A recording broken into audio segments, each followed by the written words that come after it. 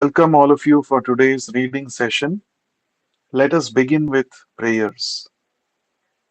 Nama Om Vishnu Padaya Krishna Presthaya Bhutale Srimate Bhakti Vedanta Swamin Nitinamine Namaste Saraswate Deve Gauravani Pracharine Nirvishesha Shunyavadi Paschatya Deshatarine Namo Mahavadanyaya Krishna Prema Pradayate Krishnaya Krishna Chaitanya Namne Gauratvishe Namaha Jaya Shri Krishna Chaitanya Prabhu Nityananda Shri Advaita Gadadhara Srivasadi Gaura Bhakta Vrinda Hare Krishna Krishna Krishna Hare Hare Hare Rama Rama Rama Hare Hare.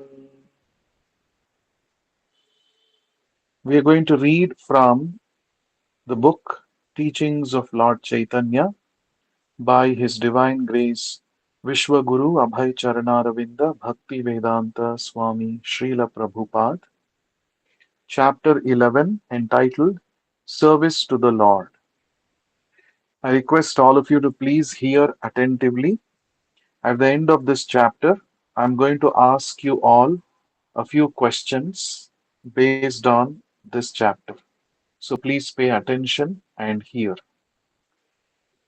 Chapter 11, Service to the Lord.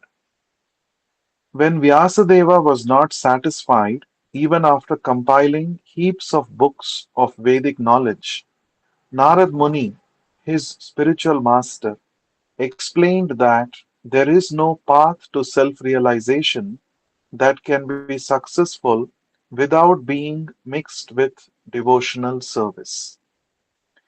At the time, Vyasadeva was sitting by the banks of the river Saraswati, and he was in a state of depression when Narad Muni arrived. Upon seeing Vyasa so dejected, Narada explained why the various books he compiled were deficient. Even pure knowledge is insufficient if it is devoid of transcendental devotional service, Narada said. And what to speak of fruitive activities when they are devoid of devotional service? How can they be of any benefit to their performer? There are many sages who are expert in performing austerities. There are many men who give much in charity. There are many famous men, scholars, and thinkers, and there are those who are very expert in reciting Vedic hymns. Although these are all auspicious, unless one utilizes his resources and performs his activities to attain devotional service to the Lord, he cannot attain the desired results. Therefore, in Srimad Bhagavatam, Canto 2, Chapter 4, verse 17, Shukadev Goswami offered his respectful obeisances unto the Supreme Lord as the only person who can award success. It is accepted by all types of philosophers and transcendentalists that one who lacks knowledge cannot be liberated from material entanglement.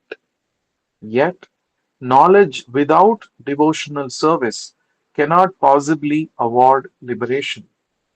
In other words, when jnana or the cultivation of knowledge opens unto the path of devotional service, it can give one liberation, but not otherwise. This is also stated by Lord Brahma in Srimad Bhagavatam, Canto 10, Chapter 14, verse 4. श्रेयश्रुतिं भक्तिमुदस्यते विभो क्लिश्यन्ति ये केवलबोधलब्धये तेषामसौ क्लेशल एव शिष्यते नान्यद्यथा स्थूलतुषावघातिनाम्. My dear Lord, devotional service unto you is the best path for self realization. If someone gives up that path and engages in the cultivation of knowledge or in speculation, he will simply undergo a troublesome process and will not achieve his desired results. A person who beats an empty husk of wheat cannot get grain, and one who engages simply in speculative knowledge cannot achieve the desired result of self realization. The only gain is trouble. In Bhagavad Gita, it is stated in chapter 7, verse 14, that material nature is so strong that it cannot be surmounted by any ordinary living entity. Only those who surrender unto the lotus feet of Krishna can cross the ocean of material existence. The living entity forgets that he is eternally the servitor of Krishna, and his forgetfulness causes his bondage in conditional life and his attraction for material energy. Indeed, that attraction is the shackle of material energy. Since it is very difficult for a person to become free as long as he desires to dominate material nature, it is recommended that he approach a spiritual master who can train him in devotional service and enable him to get out of the clutches of material nature and achieve the lotus feet of Krishna. There are 8 divisions of human society created to facilitate the execution of duty: the Brahmanas or intellectuals, the Kshatriyas or administrators, the Vaishyas or businessmen and farmers, and the Shudras or laborers, as well as the 4 ashramas: the Brahmachari or student, the Grihastha or householder, the Vanaprastha or retired person, and the sannyasi or the person in renounced order. But if a person is lacking in devotion or Krishna consciousness, he cannot be released from material bondage, even if he executes his prescribed duty. On the contrary, even by discharging his prescribed duty, he will glide down into hell due to material consciousness. Therefore, whoever is engaged in his occupational duty must simultaneously cultivate Krishna consciousness in devotional service if he wants liberation from material clutches. In this regard, Lord Chaitanya recited a verse from Srimad Bhagavatam, which was delivered by Narad Muni to indicate the path of Bhagavata cultivation. Narad Muni pointed out that the 4 divisions of human society, as well as the 4 orders of life, are born out of the gigantic form of the Lord. The Brahmanas are born from the mouth of the universal form of the Lord. The Kshatriyas are born out of the arms, the Vaishyas out of the waist, and the Shudras out of the legs. As such, they are qualified in the different modes of material nature within the form of the Virat Purusha. If a person is not engaged in the devotional service of the Lord, he falls from his position, regardless of whether he executes his prescribed occupational duty or not. Lord Chaitanya further points out that those who belong to the Mayavadi or impersonalist school consider themselves to be one with God or liberated, but according to Chaitanya Mahaprabhu himself and Srimad Bhagavatam, they are not actually liberated. In this regard, Chaitanya Mahaprabhu again quotes Srimad Bhagavatam, Canto 10, Chapter 2, verse 32. येन्येरविन्दाक्षविमुक्तमानिनः त्वय्यस्तभावादविशुद्धबुद्धयः आरुह्य कृच्छ्रेण परं पदं ततः patantyadho Those who think that they are liberated according to Mayavadi philosophy, but who do not take to the devotional service of the Lord, fall down for want of devotional service, even after they undergo the severest types of penances and austerities, and even after they sometimes approach the supreme position.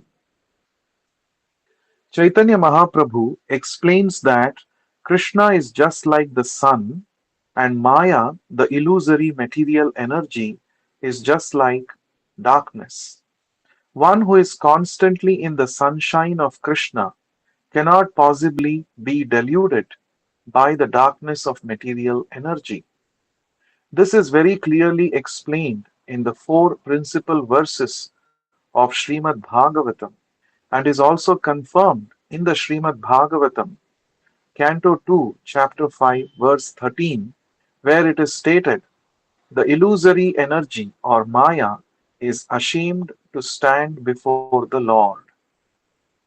Nonetheless, the living entities are constantly being bewildered by this very illusory energy. In his conditioned state, the living entity discovers many forms of word jugglery in order to get apparent liberation from the clutches of Maya. But if he sincerely surrenders unto Krishna by simply saying once, my dear Lord Krishna, from this day I am yours, he at once gets out of the clutches of material energy. This is also confirmed in the Ramayana, Lanka Kanda, chapter 18, verse 33, wherein the Lord says, Sakradeva prapanno yastavasmiti cha yachate abhayam sarvada tasmai dadamyetat vratam mama. It is my promise and duty to all It is my promise and duty to give all protection to one who surrenders unto me without reservation. One may enjoy fruitive activities, liberation, jnana, or the perfection of yoga system, but if one becomes very intelligent, he will give up all these paths and engage himself in sincere devotional service to the Lord. The Srimad Bhagavatam Canto 2, Chapter 3, verse 10 also confirms that even if a person desires material enjoyment or liberation, he should engage in devotional service.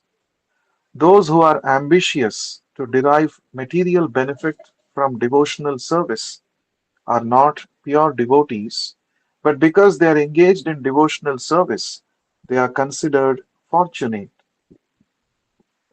They do not know that the result of devotional service is not material benediction, but because they engage themselves in the devotional service of the Lord, they ultimately come to understand that material enjoyment is not the goal of devotional service.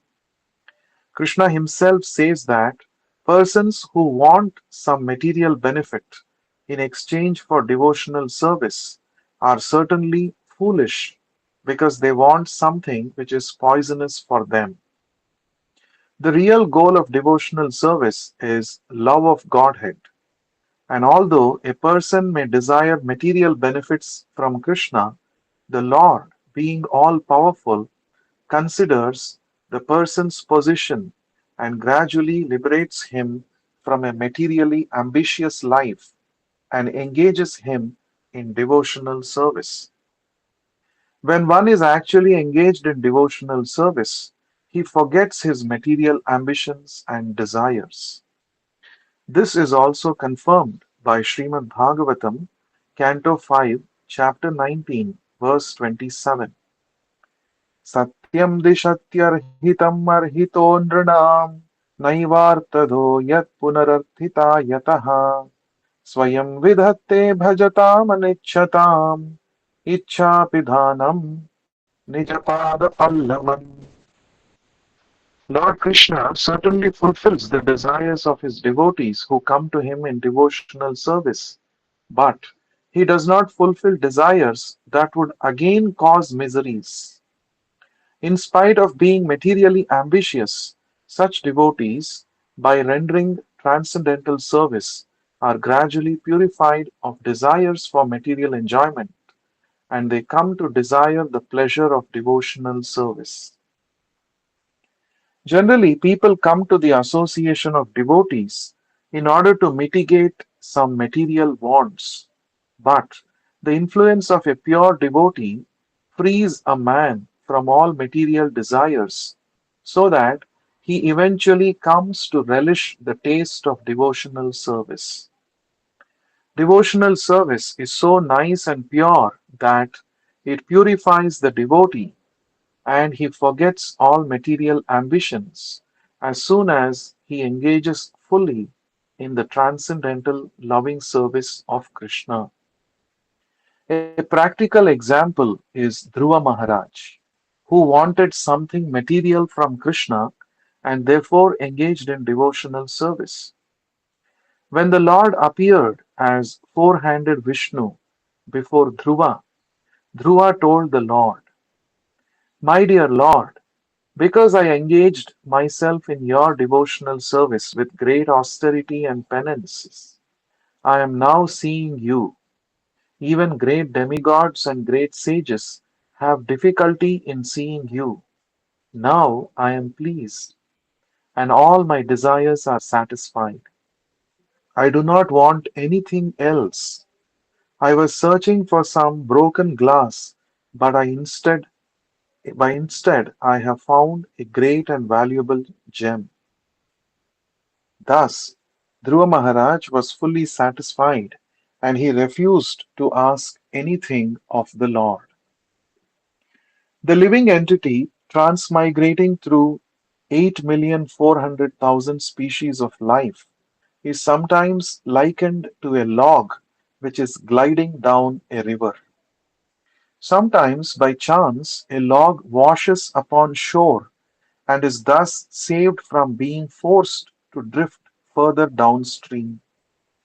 There is a verse in Srimad Bhagavatam, Canto 10, Chapter 38, verse 5, which encourages every conditioned soul in this way.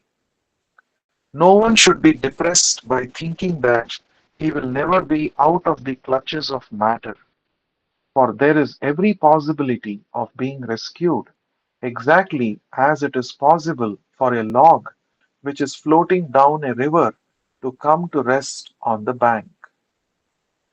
This fortunate opportunity is also discussed by Lord Chaitanya. Such fortunate incidents are considered the beginning of the decline of one's conditional life, and they occur if there is association with the pure devotees of the Lord. By associating with pure devotees, one actually develops attraction for Krishna. There are various types of rituals and activities, and some of them develop into material enjoyment and some into material liberation. But if a living entity takes to those ritualistic activities by which pure devotional service to the Lord is developed in the association of pure devotees, then one's mind naturally becomes attracted to devotional service. In Srimad Bhagavatam, Canto 10, Chapter 51, verse 54, it is stated by Muchukunda, "भवापवर्गो भ्रमतो यदा भवेत् जनस्य तर्ह्यच्युत सत्समागमः सत्सङ्गमो यर्हि तदैव सद्गतौ परावरेशे त्वयि जायते मतिः." My dear Lord, while traveling in this material world through different species of life, a living entity may progress toward liberation. But if, by chance, he comes in contact with a pure devotee, he becomes actually liberated from the clutches of material energy and becomes a devotee of yourself, the personality of Godhead. When a conditioned soul becomes a devotee of Krishna, the Lord, by his causeless mercy, trains him in two ways. He trains him from without through the spiritual master, and he trains him from within through the super soul, as stated in Srimad Bhagavatam, Canto 11, Chapter 29, verse 6. My dear Lord, even if someone attains a life as long as Brahma's, he would still be unable to express his gratitude for the benefits derived from remembering you. Out of your causeless mercy, you drive away all inauspicious conditions, expressing yourself from outside as the spiritual master and from inside as the super soul or Paramatma. Somehow or other, if one gets in touch with a pure devotee and thus develops a desire to render devotional service to Krishna, he gradually rises to the platform of love of Godhead and is thus freed from the clutches of material energy. This is also explained in Srimad Bhagavatam, Canto 11, Chapter 20, verse 8, where the Lord Himself says, for one who is attracted by my activities out of his own accord, being neither lured nor repelled by material activities, the path of devotional service leading to the perfection of love of God becomes possible. However, it is not possible to achieve the stage of perfection without the favor of a pure devotee or a Mahatma, a great soul. Without the mercy of a great soul, one cannot even be liberated from the material clutches, and what to speak of rising to the platform of love of Godhead. This is also confirmed in Srimad Bhagavatam, Canto 5, Chapter 12, verse 12, in a conversation between King Rahugana of the Sindh province in Siberia with King Bharata. When King Rahugana expressed surprise upon seeing King Bharata's spiritual achievements, Bharata replied, Rahuganaitatapasa na yati na chejjaya nirvapanat grihadva na chandasa naiva jalagni suryai vina mahatpadarajobhishekam. My dear Rahugana, no one can attain the perfected stage of devotional service without being favored by a great soul or a pure devotee. No one can attain the perfectional stages simply by following the regulative principles of scriptures or by accepting the renounced order of life or by prosecuting the prescribed duties of householder life or by becoming a great student of spiritual science, or by accepting severe austerity and penances for realization. Similarly, when the atheist father Hiranyakashipu asked his son Prahlad Maharaj how it was he became attracted to devotional service, the boy replied, as long as one is not favored by the dust of the feet of pure devotees, he cannot even touch the path of devotional service, which is the solution to all the problems of material life. Srimad Bhagavatam, Canto 7, Chapter 5, verse 32. Thus, Lord Chaitanya told Sanatana Goswami that all scriptures stress association with pure devotees of the Godhead.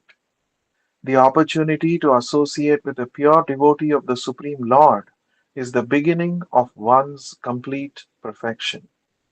This is also confirmed in Srimad Bhagavatam, Canto 1, Chapter 18, verse 13, where it is said that the facilities and benedictions which one achieves by association with a pure devotee are incomparable. They cannot be compared to anything, neither elevation to the heavenly kingdom nor liberation from material energy. Lord Krishna also confirms this in the most confidential instruction in Bhagavad Gita, wherein he tells Arjuna, Manmana bhava madbhakto madhyaji mam namaskuru mame vaishyasi satyam te pratijane priyosi me. Always think of me and become my devotee. Worship me and offer your homage unto me. Thus you will come to me without fail. I promise you this because you are my very dear friend. Bhagavad Gita, chapter 18, verse 65. Such a direct instruction from Krishna is more important than any Vedic instruction or even regulative service. There are certainly many Vedic injunctions, ritualistic and sacrificial performances, regulative duties, meditative techniques, and speculative processes to attain knowledge. But Krishna's direct order, always think of me and become my devotee, should be taken as the final order of the Lord and should be followed. If one is simply convinced of this order and comes to his devotional service, giving up all other engagements, one will undoubtedly attain success. To confirm this statement, Srimad Bhagavatam, Canto 11, Chapter 20, verse 9 says that one should follow other paths to self realization only as long as one is not convinced of the direct order of the Lord Sri Krishna. It is the conclusion of Srimad Bhagavatam and Bhagavad Gita that the direct order of the Lord is to give up everything and engage in devotional service. Firm conviction to execute the order of the Lord is known as faith. If one has faith, he is firmly convinced that simply by rendering devotional service to Lord Krishna, all other activities are automatically performed, including ritualistic duties, sacrifices, yoga, and the speculative pursuit of knowledge. If one is convinced that devotional service to the Lord includes everything, no other activity is required. As stated in the Srimad Bhagavatam, Canto 4, Chapter 31, verse 14, Yatha taror निषेचनेन तृप्यन्ति तत्स्कन्धभुजोपशाखाः प्राणोपहाराच्च यतेन्द्रियाणाम् तथैव सर्वार्हणमच्युतेज्य. By watering the root of a tree, one automatically nourishes the branches, twigs, and fruits, and by supplying food to the stomach, all the senses are satisfied. Similarly, by rendering devotional service to Krishna, one automatically satisfies the requirements for all other forms of worship. One who is faithful and firmly convinced of this is eligible to be elevated as a pure devotee. There are three classes of devotees according to the degree of conviction. The first class devotee is conversant with all kinds of Vedic literature and at the same time has the firm conviction mentioned above. He can deliver all others from the pangs of material miseries. The second class devotee is firmly convinced and has strong faith, but he has no power to cite evidence from revealed scriptures. The third class devotee is one whose faith is not very strong, but by the gradual cultivation of devotional service, he will eventually be eligible for promotion to the second or first class position. It is said in the Srimad Bhagavatam, Canto 11, Chapter 2, verses 45 to 47, that the first class devotee always sees the Supreme Lord as the soul of all living entities. Thus, in seeing all living entities, he sees Krishna and nothing but Krishna. The second class devotee places his full faith in the Supreme Personality of Godhead, makes friends with the pure devotees, favors innocent persons, and avoids those who are atheistic or opposed to devotional service. The third class devotee engages in devotional service according to the directions of the spiritual master or engages out of family tradition and worships the deity of the Lord, but he is not cultivated in knowledge of devotional service, and he does not know a devotee from a non devotee. Such a third class devotee cannot actually be considered a pure devotee. He is almost in the devotional line, but his position is not very secure. One can thus conclude that when a person shows love for God and friendship for devotees, displays mercy towards the innocent, and is reluctant to associate with non devotees, he may be considered a pure devotee. By developing devotional service, such a person can perceive that every living entity is part and parcel of the Supreme. In each and every living entity, he can see the Supreme Person, and therefore he becomes highly developed in Krishna consciousness. At this stage, he does not distinguish between the devotee and the non devotee, for he sees everyone in the service of the Lord. He continues to develop all great qualities while engaged in Krishna consciousness and devotional service. As stated in Srimad Bhagavatam, Canto 5, Chapter 18, Verse 12, Yasyasti bhaktir bhagavatya kinchana sarvair gunais tatra samasate suraha harava bhaktasya kuto mahadguna manorathena sati dhavato bahihi. One who attains pure, unalloyed devotional service to the Supreme Lord develops all the good qualities of the demigods, whereas a person who doesn't develop such service, despite all material qualifications, is sure to go astray, for he hovers on the mental platform.